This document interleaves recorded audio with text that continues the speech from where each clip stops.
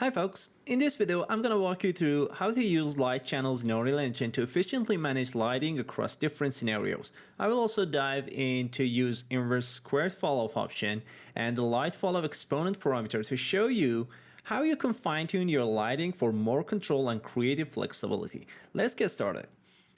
Now in this scene we have a character faced with a crashed airplane that's engulfed in flames.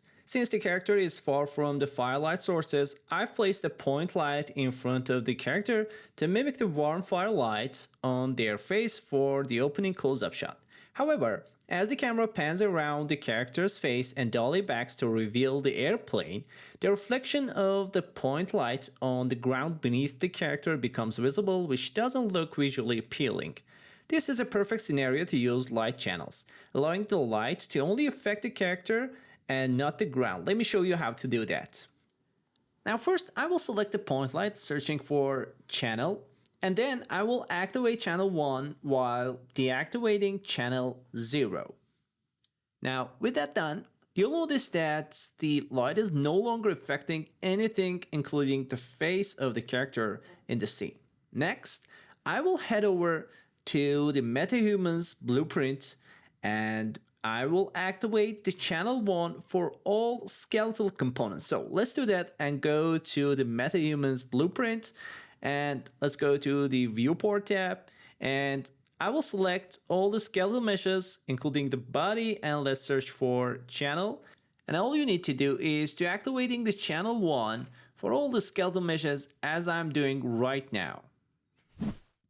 Now, once that is done, we'll return to the scene and you'll see that the point light is now affecting the character's face while leaving the ground untouched. To further explain this, I will select the landscape, search for lighting channels in the details tab, and that it's only assigned to channel 0.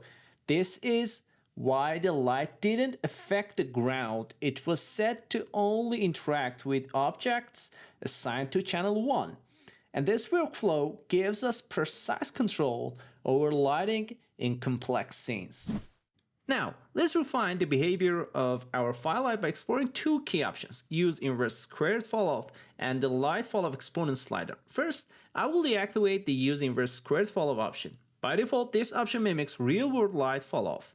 But turning it off allows us to take control of the light's behavior. And next, I will adjust the Light Falloff Exponent slider, increasing it to create a more focused and dramatic interaction with the firelight. This gives us more control over how the light fades with distance, making it feel more stylized and impactful for the scenes. Additionally, let's touch on shadow bias.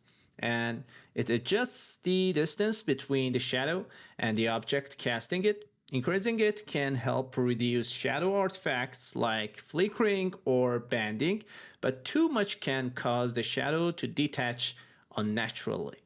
It's all about finding the right balance to maintain visual quality. And if you found this video helpful, don't forget to like, share, and subscribe for more Unreal Engine tips and tricks. See you in the next video.